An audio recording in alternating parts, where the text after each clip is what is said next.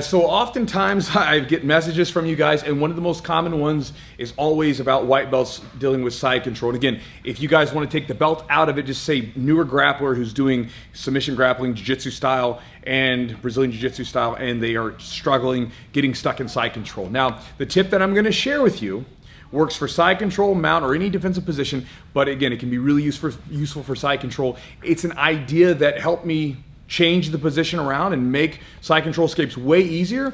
And for you guys, if you're a white belt, we can hopefully use this tip so that the position doesn't become a place where, as one guy sent me a message, he's like, the side control is the place where white belts die. We can spin that around a little bit and change that a bit so it's not that way. So again, hopefully this tip helps you. As always, to help me, my lovely assistant, Mr. Adam Wilson, is here to be my uke.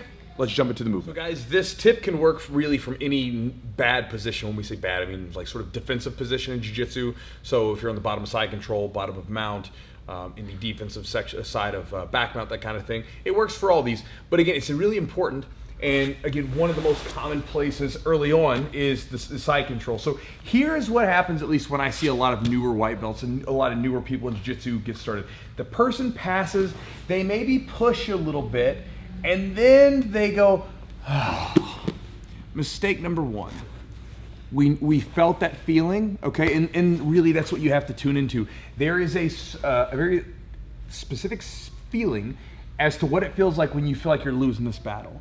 And when you feel like you're losing that battle, you have to train yourself to not go, oh, and like lay it down and give up and basically get frustrated or get tired. You have to say, all right, I've lost this battle. Let's bring everything in here nice and tight so that we can get ready for the next stage, okay? Here's another thing that happens. When someone gets here into a side control, okay, brand new people, what happens? They panic. They start freaking out. They don't control their breathing. They start to just, they start pushing and shoving. They do all this stuff that their coach has never shown them, right? If the person goes to mount for some reason, again, we're talking mostly about side control today, but mount, what do you see? Bench press, bench press, bench press, and doing all this stuff that they know they're not supposed to do. And then what happens eventually? Eventually they just tire out, and then it's easy pickings. Also, because they're constantly leaving their arms out, a lot of these younger people, and again, I speak from experience, I did this stuff, you leave your arms wide open, your arms are separated, okay? So here's my tip for you guys. I've got several really good escape videos on this channel for side control escapes.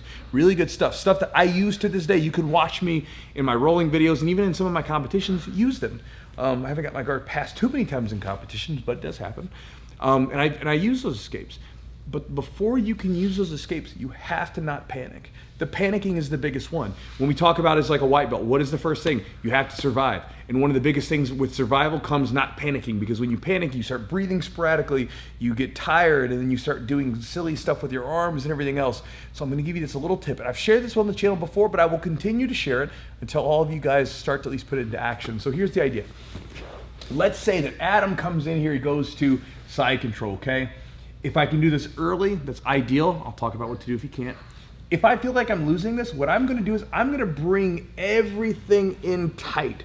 Now for me, I'm always looking for this underhook escape, so I tuck my arm in tight, okay? Also, I've talked about this, about the iron squirrel position. I never want someone to have control with their bicep to my mouth, my face. So I always palm my head here, so it makes it tough, and I can always turn this out. So this is like my default position right here, okay? You may prefer a frame, so that's fine too. Now, if for some reason you do get flattened out, this same thing is gonna be true. Now, I don't wanna sit there and just squeeze on them forever, although you can put your hands here for a little bit just to make sure they're not out here. But I wanna get my hands on the inside, and there's different ways to do that, okay? Sometimes it can be as easy as taking your arms in here, bump, bump, bump, bump, bump, shooting in, and then working in like right here. Again, palming the face. I'm not gonna be able to turn my hand to get it in, so I walk my hand in here. Or, in some cases, I've done this one a lot, you can try this one. I can rock hip up to off balance to get my arm back in here. That's another good one to get to the frame, palm the face. Or if you've got the gi on, you can use the thumb and the collar, and you can drive up and go back in, palm in the face. Now, raise up for a second. What is the significance of having your arms in like this? think about submissions for the person on top. Where do they start? They start when the arms get extended. When your arms are here, there are no arm lock submissions, and it's really hard to get into the collar when your arms are up here. This is a really basic defensive spot. If you watch a lot of really good defensive grapplers, or if you ever roll with one, they will do this thing where they get here and they're so darn tough about this position here, where they can survive. Okay, and so your job, at least initially, is to get your arms inside, and then now comes my one piece of advice that I think could like really change your position so that this isn't a place where you go to basically kick the bucket at during your rolls. Get there and do nothing. If you panic in the situation, if you panic in side control, if you panic in mount, whatever it is, your goal before you even worry about escapes is to learn how to not panic. Because if you cannot panic, if you can last for a little bit longer, then you will realize, oh, I have time to work. I don't need to be in a rush. You can think a little bit easier, you can slow things down a little bit more, and you can think more strategically and more technically. And so you get into the position, you get your arms in really tight, and then don't even worry about escaping. Look up at the clock at your gym or start counting or whatever you want to do and see how long you can last. This is a drill that I do with my students. I'll put them in side control and I'll have them simply work from that position, and all I want to do is see how long they can not get submitted. And surprisingly, a lot of times, they've told me this, they last a lot longer than what they thought because they're not worried about trying to escape. They're just keeping everything in tight.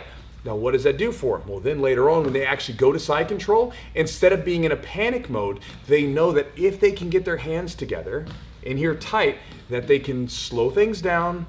They don't have to be in a rush. They're not going to get submitted instantly. And then they can work for the escape there. So if you're having trouble with side control and you're a newer grappler, a newer white belt, we can say white belt or we can just say newer if you don't have belts at your gym, whatever it might be. Make that your first goal. If you're getting caught in side control, you're getting caught in mount, whatever these bad positions are, but in particular side control seems to be a bugger for white belts early on. Make your first order of business being able to get into this position and simply not freak out and not panic. So that's my idea for you. Hope that helps. I'm finished. Adam.